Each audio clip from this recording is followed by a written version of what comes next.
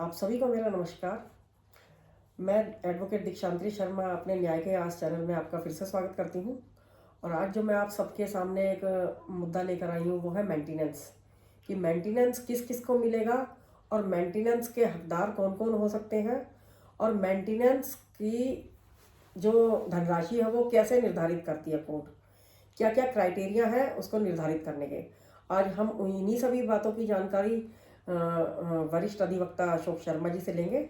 और अशोक जी हमें बताएंगे, वकील साहब, की इसमें क्या क्या कानूनी अधिकार है और कैसे कैसे मेंटेनेंस की प्रक्रिया स्टार्ट होगी और किन किन रेशों में मेंटेनेंस निर्धारित किया जाएगा। नमस्कार वकील साहब। नमस्कार। आप हमें बताइए कि कैसे कैसे मेंटेनेंस की प्रक्रिया स्टार्ट होती है। नमस्कार। कि पहले स्टेप बाय स्टेप चलते हैं कि अगर कोई माता पिता है, ऐसे माता पिता हैं जो अपना भरण पोषण करने में असमर्थ है और उनके बच्चे उनको मेंटेनेंस नहीं करते हैं, तो उन माता पिता को क्या अधिकार है उन बच्चों के विरुद्ध।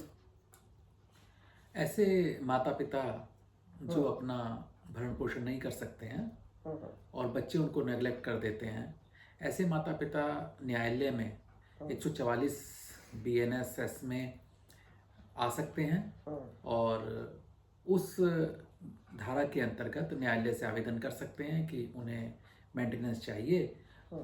तो ऐसे बच्चों को फिर अपने माता पिता को मेंटेनेंस देना ही होगा। अच्छा,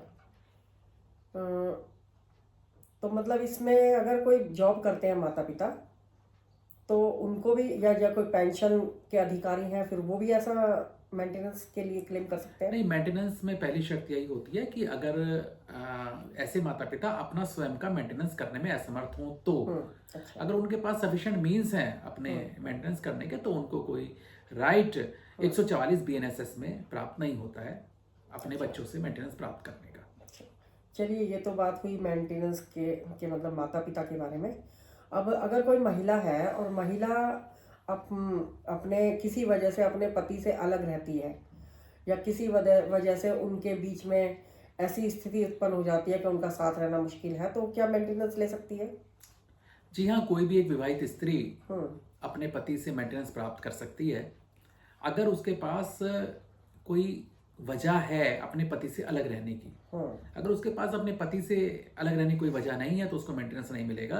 और वजह भी ऐसा होना चाहिए जिससे कि न्यायालय संतुष्ट हो सके कि वो वजह ऐसी है कि पति के साथ रहने में उसे उसके जीवन को खतरा हो सकता है, उसके साथ वायलेंस हो सकता है, उन सब चीज़ों की वजह से वो पत्नी अलग रह रही है तो उसको मेंटेनेंस प्राप्त होगा।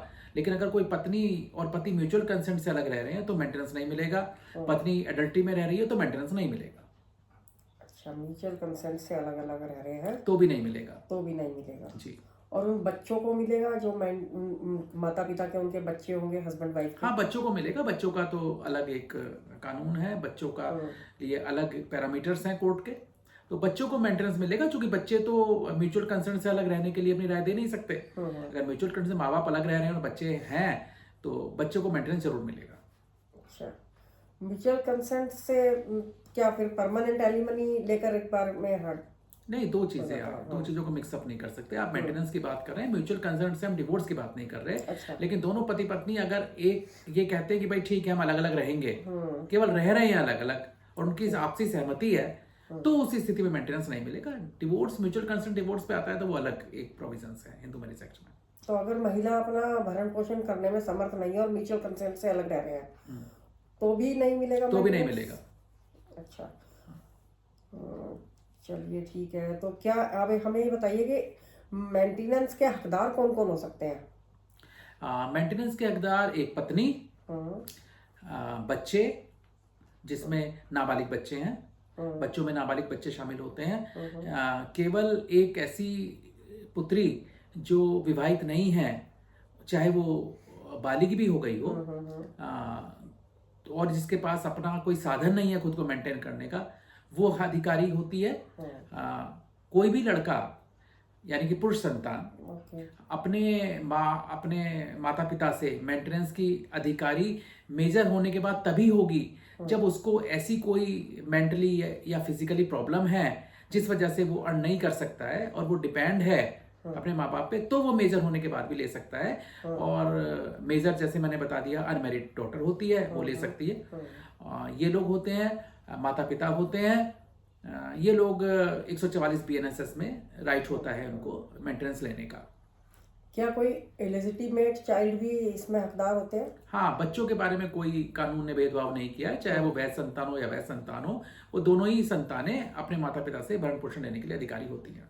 अच्छा, रिसेंटली अभी हम पीछे एक जजमेंट सुन रहे थे कि अगर कोई लिव इन रिलेशनशिप में भी कोई महिला रहती है तो वो भी मेंटेनेंस की हकदार होती है? नहीं, लिव इन रिलेशनशिप पे अभी ऐसा कोई कानून नहीं आया है। सुप्रीम कोर्ट में ये मामले विचाराधीन है और लार्जर बेंच को रेफर किए गए हैं, जिसमें ये डिसाइड करने के लिए कहा गया कि अगर लिव इन रिलेशनशिप में कोई महिला और पुरुष रह रहे हैं और रहे हैं या रह रहे हैं, तो क्या ऐसी महिला उस अपने मेल पार्टनर से मेंटेनेंस लेने की अधिकारी 144 BNSS में होगी कि नहीं, ये क्वेश्चन अभी सुप्रीम कोर्ट को डिसाइड करना, लार्जर बेंच को रेफर किया गया है। जब ये जजमेंट आएगा तो इस पे पोजीशन क्लियर होगी। हाल फिलहाल की जो बातें हैं, अगर अभी तक के कानून को हम समझें तो अलग अलग जजमेंट्स में एपेक्स कोर्ट ने और हाई कोर्ट ने कहा कि अगर कोई पति या पत्नी एक बहुत लंबे समय से एक साथ पति पत्नी की तरह रह रहे हैं तो वो ऐसी पत्नी 144 BNSS में आ सकती है और इसमें स्ट्रिक्टली मैरिज को प्रूव करने की जरूरत नहीं होती है 144 BNSS के अंदर, और जो पहले 125 था भरण पोषण के मामले में। तो लेकिन लिव इन रिलेशनशिप वाले मामले की अभी तय नहीं है, अभी ये निश्चित अभी मत नहीं आया है, पेंडिंग है और उस पर आएगा तो बात होगी। अच्छा, तो मेंटेनेंस को निर्धारित करने का रेशो क्या होता है कोर्ट का, क्या व्यू होता है इसमें, किस तरीके से मेंटेनेंस निर्धारित होता है? हाँ, ये सवाल आपका बड़ा अच्छा है कि इस पर बहुत सारे कंफ्यूजन्स हैं। मेंटेनेंस को निर्धारित करने का कोई स्टेट जॉकेट फॉर्मूला तो नहीं है, ऐसा कि अमुक केस में इतना हो जाएगा या फलाने पति के साथ ऐसा हो जाएगा।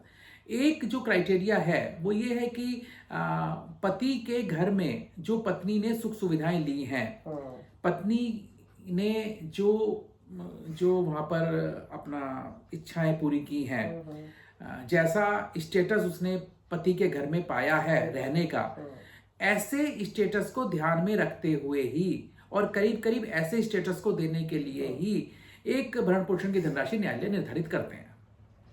ओके, ये और फिर पति की आय पर भी निर्भर करता होगा ये? हाँ, वो तो आएगी। आप पति की आय के हिसाब से जो उसने सुख सुविधाएं पत्नी को अपने घर में दी हैं, ऐसी सुख सुविधाओं को निर्धारण करते हुए ही एक भरण पोषण की धनराशि निर्धारित की जाती है। ये भी देखा जाता है कि एक हस्बैंड पर क्या क्या लायबिलिटीज हैं। हाँ, वो सब देखा जाएगा। अगर मतलब उसके पेरेंट्स उसके साथ रह रहे हैं तो उनके पेरेंट्स की भी जिम्मेदारी। देखिए, जो अभी तक जजमेंट आ रहे हैं या हाई कोर्ट और सुप्रीम कोर्ट इस बारे में अपनी राय दे रहे हैं, वो ये कह रहे हैं कि ये कानून किसी को पनिश करने के लिए नहीं है। ऐसा भी नहीं कि पति को पनिश करने के लिए कानून बना दिया गया हो। जो रेशो निर्धारित होगा, कुछ मामलों में रजनीश बनाम नेहा में भी कहा गया और उससे पहले 2 और निर्णय हुए सुप्रीम कोर्ट के, उसमें ही कहा गया कि अगर पति की आय का 25% की धनराशि पत्नी को दी जाती है तो वो सफिशिएंट होगी।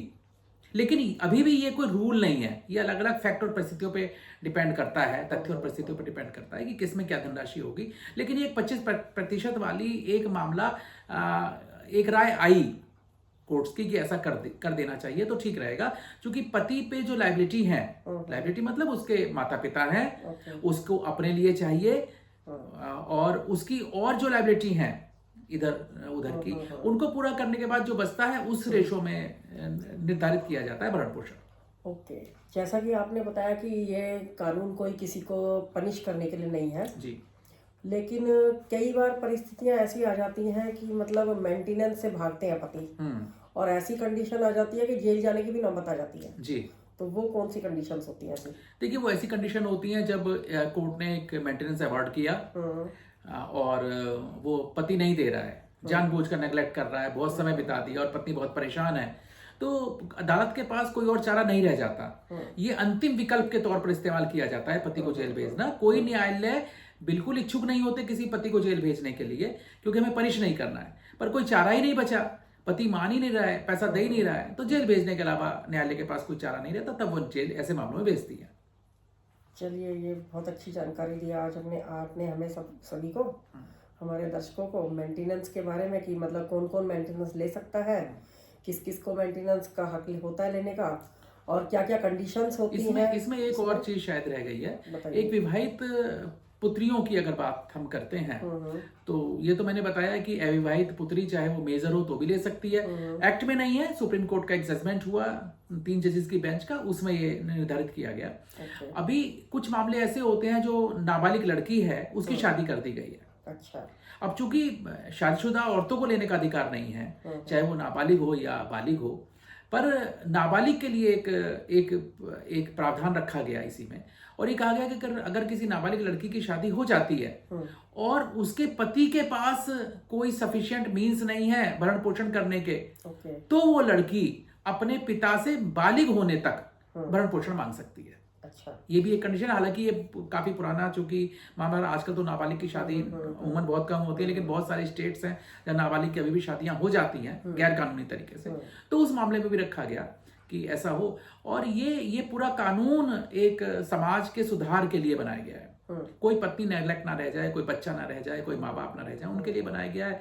तो उसी के परिप्रेक्ष्य में अलग अलग जजमेंट आते रहते हैं और ये होता है। चलिए ठीक है, आपने अच्छी जानकारी दी है, और आप सभी हमारे चैनल को ऐसे ही लाइक एंड सब्सक्राइब करते रहिए और जानकारी लेते रहिए वकील साहब से, जिससे आपको महत्वपूर्ण जानकारी मिलती रहे, उसका आप फायदा उठा सकें। तब तक के लिए नमस्कार। नमस्कार।